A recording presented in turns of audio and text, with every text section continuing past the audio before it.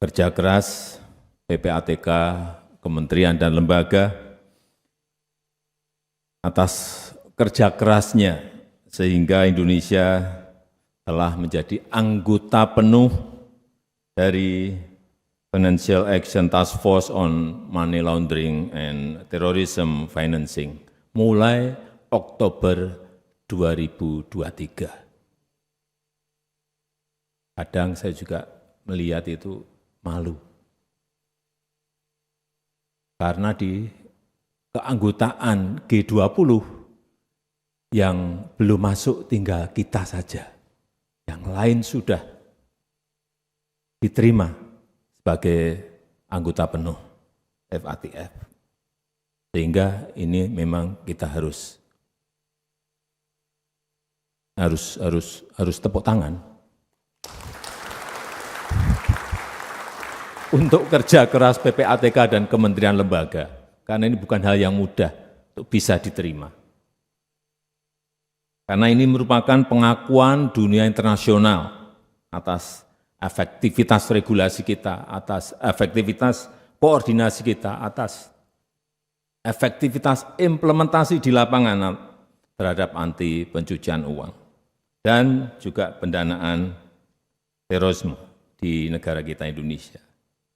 Saya berharap keanggotaan penuh ini menjadi momentum yang baik untuk terus menguatkan komitmen pencegahan dan pemberantasan TPPU, sehingga kredibilitas ekonomi kita menjadi meningkat.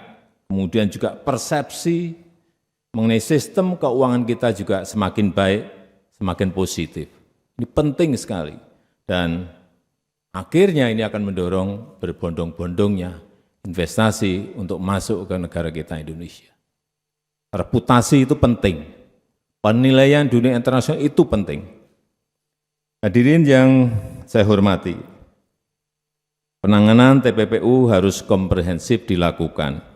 Kita harus 2 atau 3 langkah lebih maju dari para pelaku dalam membangun kerjasama internasional, dalam memperkuat regulasi dan transparansi, dalam menegakkan hukum yang tanpa pandang bulu, serta pemanfaatan teknologi ini yang penting. Pola baru berbasis teknologi dalam TPPU perlu terus kita waspadai, seperti cryptocurrency, aset virtual, NFT, kemudian aktivitas lokal pasar, elektronik money, AI yang digunakan untuk otomasi transaksi dan lain-lain. Karena teknologi sekarang ini cepat sekali berubah.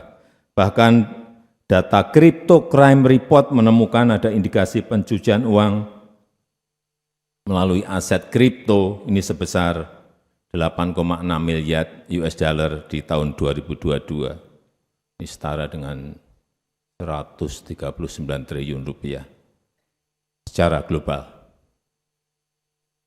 Bukan besar, tapi sangat besar sekali. Ini artinya pelaku TPPU terus-menerus mencari cara-cara baru. Nah, ini kita tidak boleh kalah. Tidak boleh kalah canggih. Tidak boleh jadul.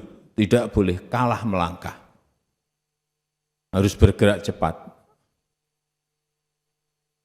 Harus di depan mereka. Kalau enggak ya kita akan ketinggalan terus.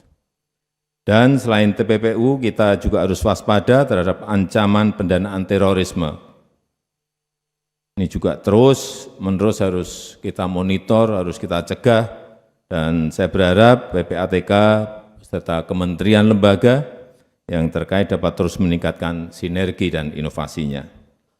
Terakhir, saya titip, upayakan maksimal penyelamatan dan pengembalian uang negara, sehingga perampasan aset jadi penting untuk kita kawal bersama.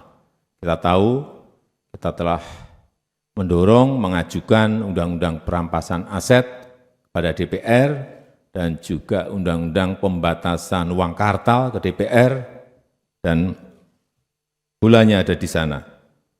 Karena kita harus mengembalikan apa yang menjadi milik negara. Kita harus mengembalikan apa yang menjadi hak rakyat.